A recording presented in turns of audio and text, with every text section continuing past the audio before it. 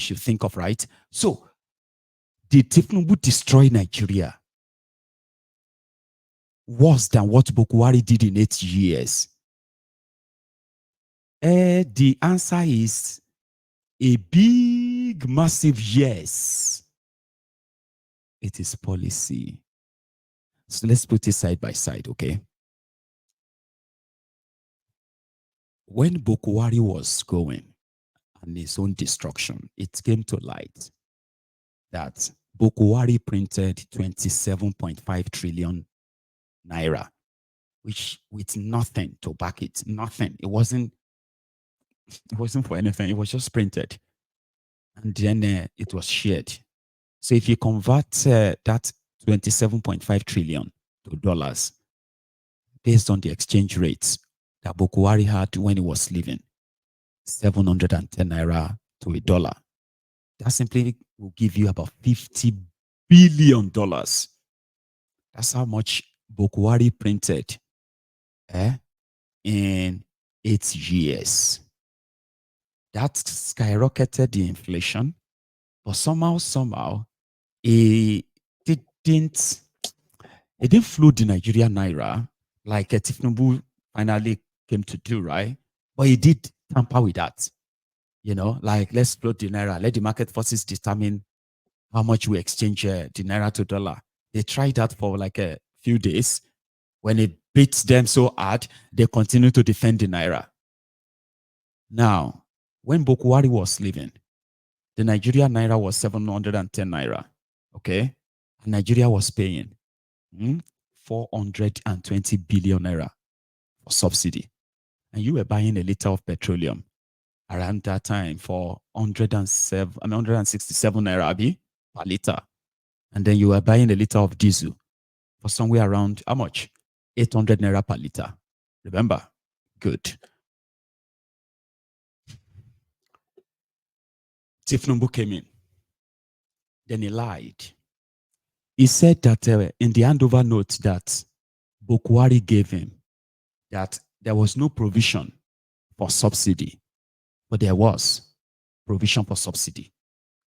According to the people around Tinubu, they said if Nigeria was paying over 400 billion for subsidy and Nigeria has no money, so if they remove it, that means they will be saving at least 400 billion every month. So in a year, that's going to be like 4.8 trillion. So 4.8 trillion is a lot of money that can be used for something else. So when Tinubu saw that, they crossed it. And the next announcement they were made was subsidy was gone. There was no provision for anything after that. It wasn't thinking about your businesses that will suffer from the effect of increased price in petroleum that will affect your transportation. And most of you who actually run your businesses on generators, they didn't consider that. So immediately the announcement was made, diesel jumped to 1,300 naira per liter. Petrol jumped to over 600 naira per liter. And they said it was sacrifices that people needed to make. But they lied to you. Yes, they lied to you. 2 months after that, IMF said, Tinubu is still paying subsidy. In fact, they are now paying more. Now, here is the fraud, okay? The economy which is going to affect, that's affected, right? Is the economy where APC members lives and also. It is where PDP members lives and also. It is where Christians, Muslims, Northerners, Southerners, this is where they live and also. Okay, everybody will feel that. But there was no provision. But they lied to all of you. So, after a month, Tinubu rejigged the beneficiary of the subsidy and then increased it, jacked it up. Even though they've told you that, yeah, you are paying for this much because we are sacrificing. And then he started printing money again. Now, here is something. From 420 billion a month that Buhari was paying, Tinubu jacked it up to over 900 billion. That is more than ×2 of what Buhari was paying. Even though Nigeria is paying more for subsidy now, secretly, Nigerians are also paying more for fuel because they believe that they are not subsidizing their fuel anymore. Sure you get. Now, we've now figured out that between 2023 and 2024, the number of imported fuel from Malta linked to a company owned by Tinubu's alleged nephew, Wale Tinubu of Ohando. Now, these are the people who have now, these are the rejigged beneficiary of the subsidy. From zero paid to imported fuel, paid to Malta for imported fuel, Nigeria spent over $2 billion within 1 year. Now, that is not just the GBT, the fraud here, okay?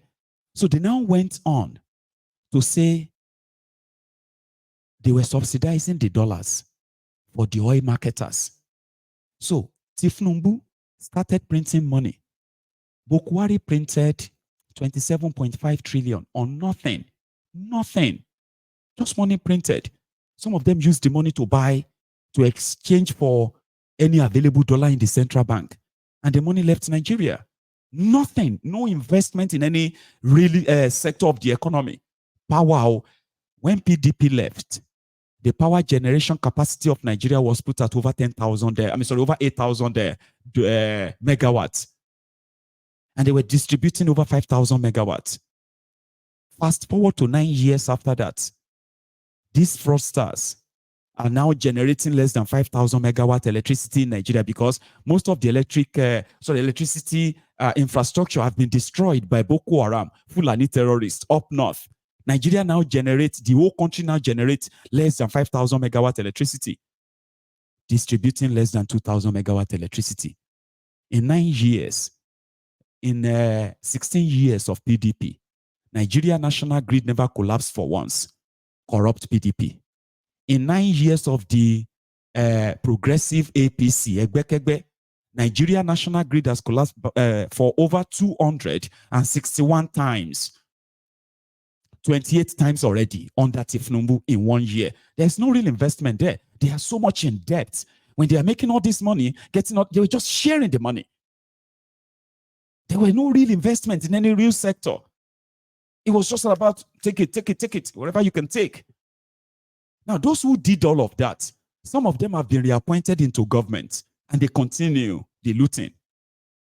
So in 1 year, because Tinubu later realized that they needed to give something to you to cushion the effect of subsidy was gone. They went to the World Bank to go and borrow $1.5 billion. Listen, this was like over 2 trillion naira. Nigeria exchange rate,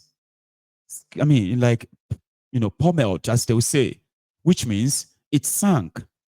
Nigeria naira jumped from 710 naira under Bukwari within 1 month. It jumped straight to over 1,000 naira. Within 6 months, it nearly crossed 2,000 naira to a dollar. They told so many lies. But these were the policies of the IMF because they wanted money to defend, to share to you, the poor people. They went to World Bank to borrow $1.5 billion. Money to share to you, all of you, because of the removal of subsidy. They started different plans. Once they got the money, they had the other plans. They said 800 billion naira will be shared at the rate of 10,000 naira per household. 3.5 million household will collect 10,000 naira from 800 billion naira borrowed from 2 trillion naira. And guess who got the rest? 145 million people would have to 200 million people would have to manage 800 billion. Okay, hang on. 3.5 million people out of 200 million people were to manage 800 billion borrowed from World Bank. The remaining 1.2 trillion naira, guess what they plan to do with it? Remember, they borrowed the money just to share the money to cushion the effect of the subsidy removal. Then they gave the National Assembly 58 billion naira to go and buy themselves any choice of car, 160 million naira each. They did that. Then from the money they borrowed to cushion the effect of subsidy, They gave the National Assembly another 120 billion naira to renovate the National Assembly. And share the rest of the money to the lawmakers so that they can be comfortable when they just come in. You know, they all just came in. They needed houses, they needed this, they needed that. They shared that. They gave the chief of staff to President Bajabi Amole. His own office collected 12 billion naira. Doing what? Advising Tinubu. The office of the National Security Advisor, Ribadu, collected 44 billion naira because he has to advise Tinubu on the activities of all the security agents. The office of the First Lady collected 21 billion naira. He needed some cars.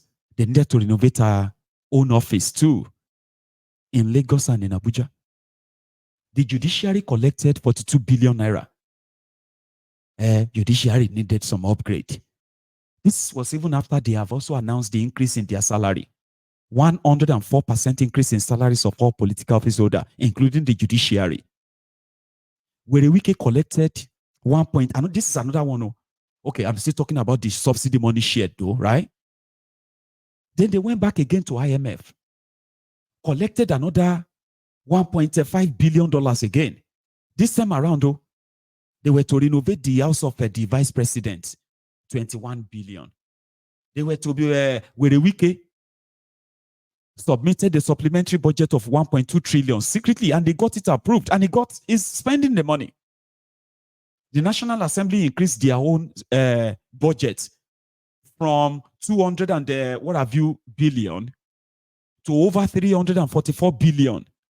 And so far, so good. They have already drawn over 160 billion from the money they expected to collect from the 2024 budget. This is not even like talking about the 6 trillion naira padded into 2024 budget. It was just like a looting galore. And you are watching them as they are taking all this money. They are giving them the conditions to go back and tax you, to go back and take whatever they can do. They need to show that they can pay the money back. They increased import tariff. Nigeria is an import-dependent country. Almost 80% or 90% of what they use in Nigeria is imported. So how could a government that want to help the people who are going to be the end users of all of this stuff impose and increase the import tariff 8 times in 1 year, 5 times this year alone? Nigeria is spending naira. The Nigeria custom is charging the people importing stuff to Nigeria in dollars. And guess what to make it worse? If you want to pay Nigerian custom, the exchange rate they are giving you is 1,600 naira, 1,622 naira. Let me give you what that means. Let's assume that I want to bring in Pampers into Nigeria. Not Pampers, I'm talking about baby diapers. Because I know that people are struggling to pay for what they have in Nigeria now. So I want to bring a lot of that to Nigeria to save the parents, okay, the cost of, giving their children better packing, right? So, and they say, for example, the Pampers in Nigeria, or what you have in Nigeria is 1,000 naira per bag, okay? And in a bag, you have 20 pieces in a bag, or 24 pieces in a bag for 1,000 naira, okay?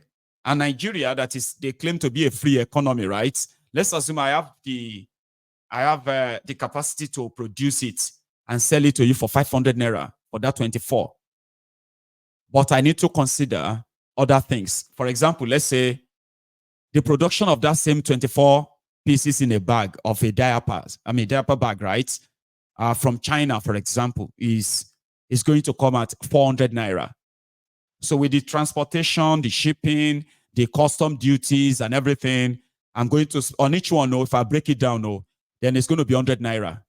So around that time, I can come and bring all of this into Nigeria and sell it to all of you for 550 naira. And a lot of you have been struggling to spend 1,000 naira to get this for your children, right?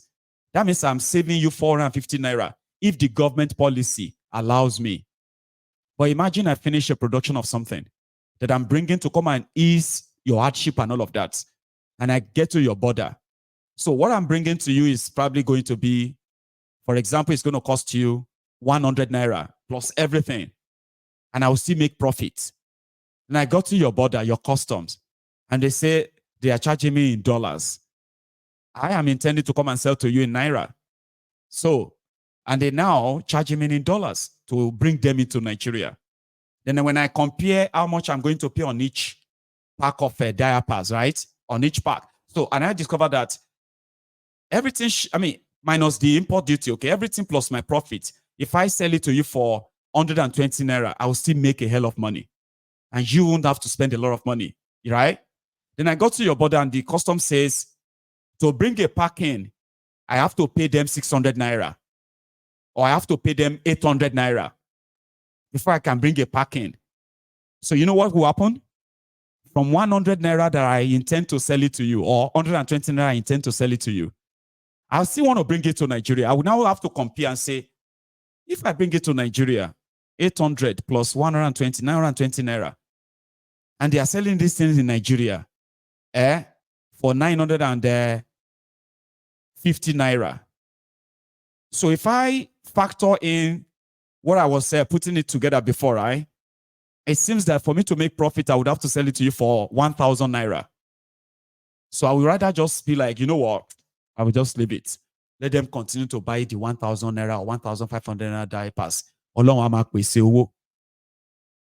That is what you call government policy. The policy of government that knows that what we do here affects a lot of people.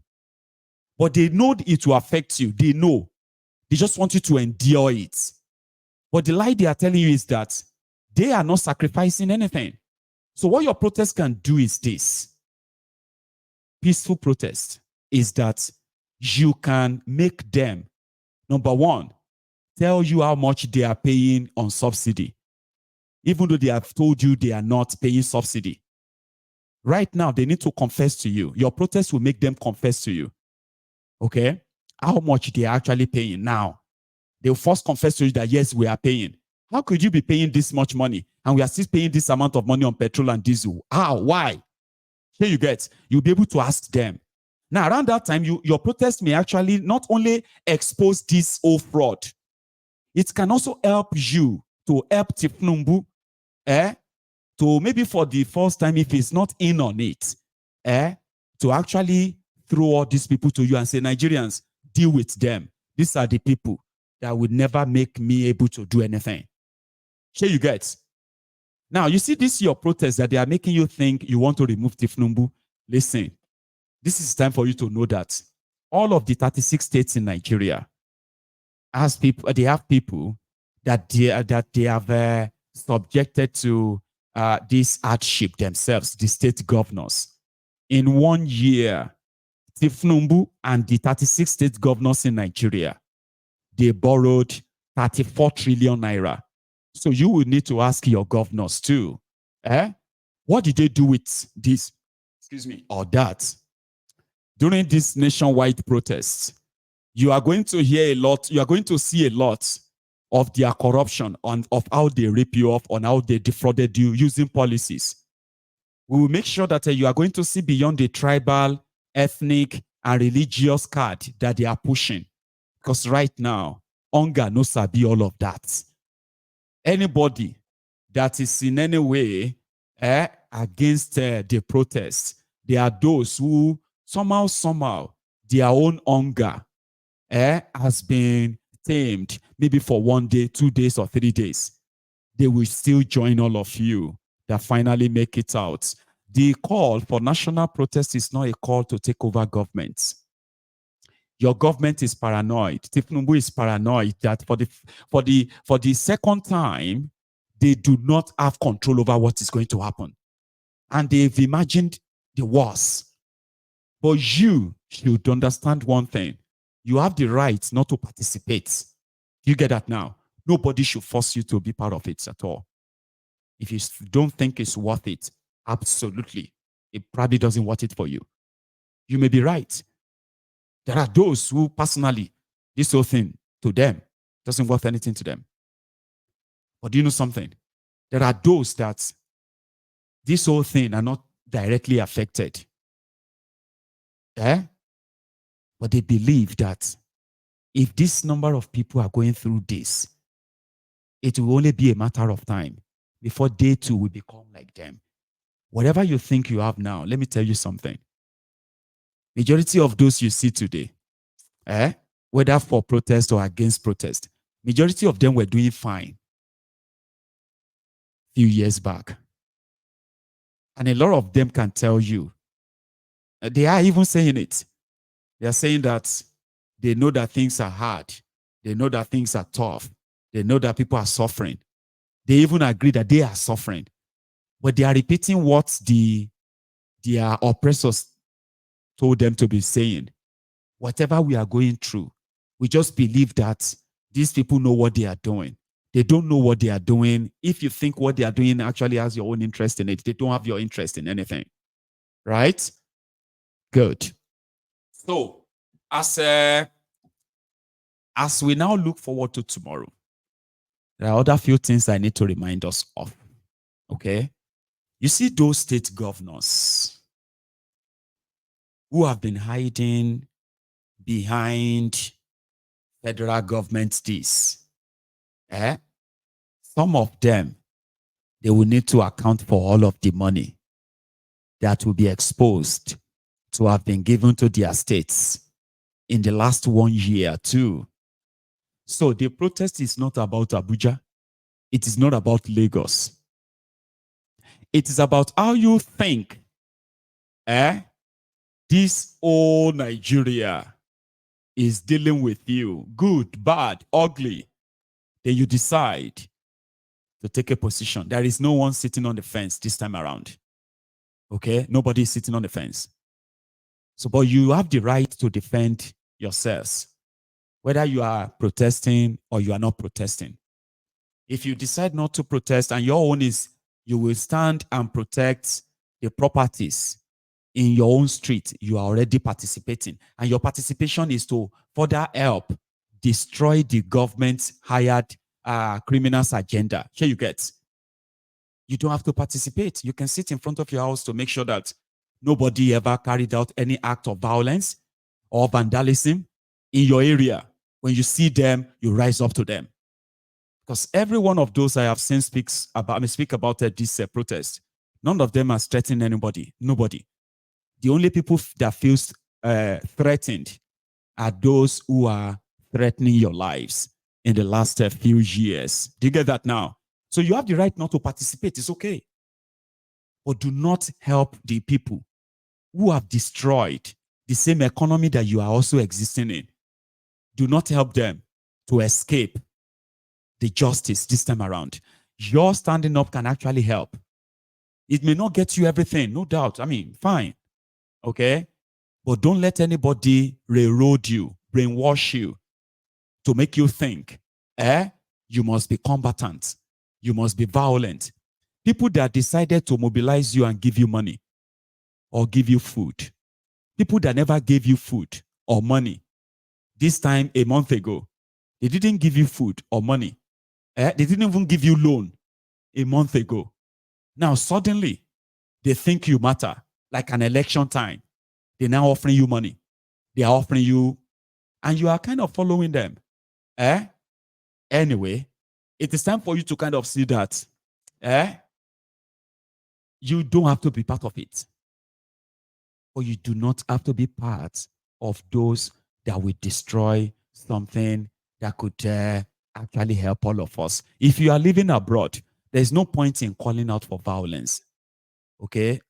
I don't think traveling out of Nigeria shouldn't help change you, okay, to become like a normal person, not a barbarian. It is established that the criminals in Nigeria are the ones who are really violent. Don't give them the reason to say, yes, that's why we are violent. This protest is going to hold. These guys are going to mismanage the protest. They're going to escalate it themselves. Because you know why? They believe that they can use the stolen money that they took away from these same people and then use that part of it to buy them out from standing up. So far, so good. they have actually succeeded in oiling all of the conventional groups, associations, bodies, and all of that, including CSOs, civil society organizations, that they should tell their members, use all their might to make sure that this never hold. But when they say that, is because, when they say that, rather, they are actually asking you to help them legitimize this suffering and hardship. So it's totally yours. It's totally up to you.